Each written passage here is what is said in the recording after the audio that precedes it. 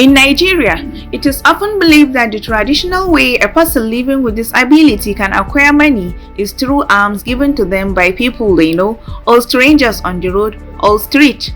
Most times, living with disability is usually seen as a ticket to begging.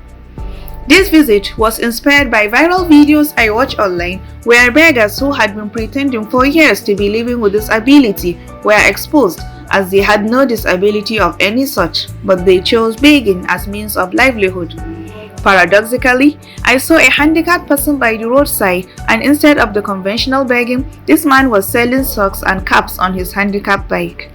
This was indeed inspiring and impressive.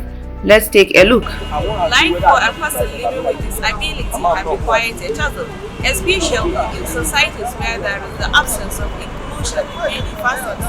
This, in most cases, has led them to settle for less dignified means of livelihood, especially alms begging. Today, we paid a visit to the individuals living with disability who have the ambition to live life beyond disabilities, make giant strides, do businesses, and record achievements as against those who are able-bodied yet choose to beg and stay idle. Assalamu alaikum. Good morning. How is work? We would like to know your name. My name is Munir Shehu. We are just passing by and we saw you and your friends selling things and rendering services instead of the conventional begging. This impressed us, so we decided to have a chat with you. What prompted your decision to start doing a trade? Well, every human being who can think will know that it's not a good idea to wait for others to give you what you need to run your daily life. So we pondered and decided on the idea that we have to be self-reliant. Trade and rendering so many services are very simple ways to earn living, unlike other professions that need sophisticated training and education. So far, a disabled person can move and then he or she can provide for himself without waiting for anyone. This understanding made us determined to test run the idea of trading and rendering services. We started in small numbers, and before you know it, other disabled with similar mindsets joined us. Also, we know that being handicapped doesn't mean being useless, so our situation is not a ticket to dependence. Business is going fine, as hardly will we come out and live without selling anything or rendering any service. People come to patronize us when they notice that we are handicapped, as they are impressed with the initiative.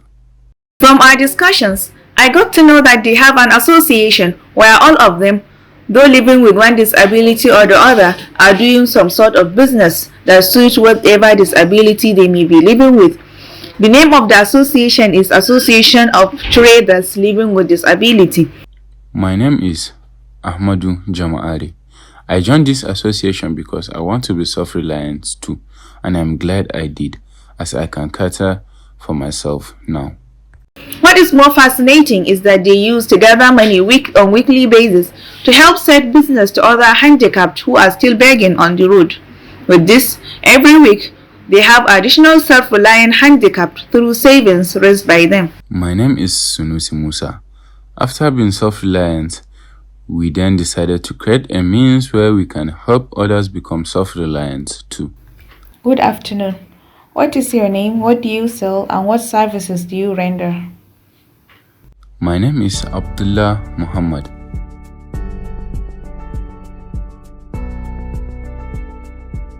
And I sell wristwatches, glasses, ID card frames, pens, and so on. I also repair watches and glasses. What urged your decision to start business and become self-reliant instead of the conventional begging that disabled do? Nowadays, begging is not only for the handicapped, as there are people faking disability just to beg. Well, many reasons motivated this decision of mine to be self-reliant.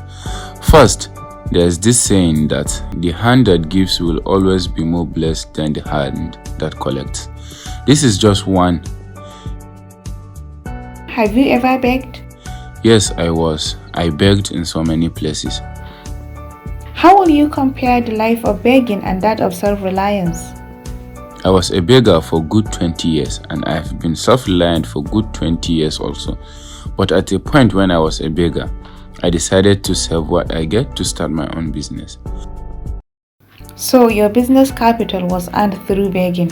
Yes, my business capital was savings from my begging, but through being self-reliant, I was able to get married and even raise children.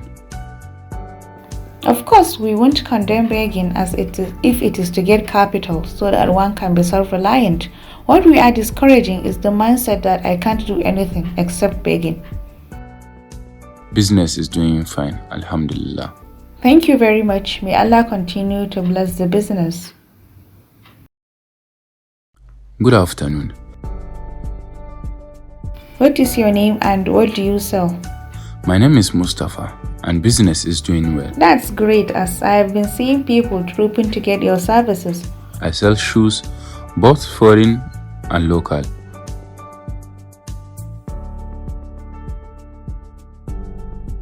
What inspired your decision to be self-reliant instead of begging?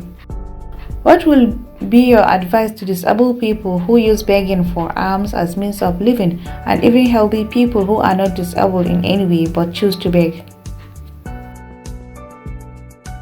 Well, you have mentioned a word that makes me very emotional whenever I hear it. What I know is there's ability in every disability. Allah has blessed any disabled with exceptional ability, so being handicapped is not an excuse for begging. Knowing this stimulated our decision to be self-reliant. We also use this resource to enable and encourage others to stop begging and be self-reliant. We opened up an account for weekly savings whereby each week we empower one beggar from the savings to start up a trade. We also train others on our skills and help those whose capital is low so they won't be out of business. That's very impressive. May Allah continue to bless this endeavor.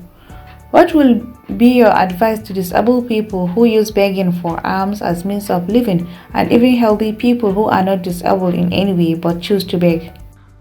My advice to people living with disability is that they should reorient their thinking that they have to beg. No, they don't.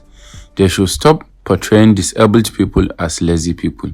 There are so many trades and services we can render regardless of our special needs. We can help ourselves and even others. And to those who are pretending to be disabled and beg, please stop and look for a job. Our association extends its assistance to those without disabilities. So far, they are willing to be self-reliant. There's a hadith that said, if you want people to love you, ignore their possessions. And if you want people to hate you, beg from their property. What will be your words to the government and NGOs about this association?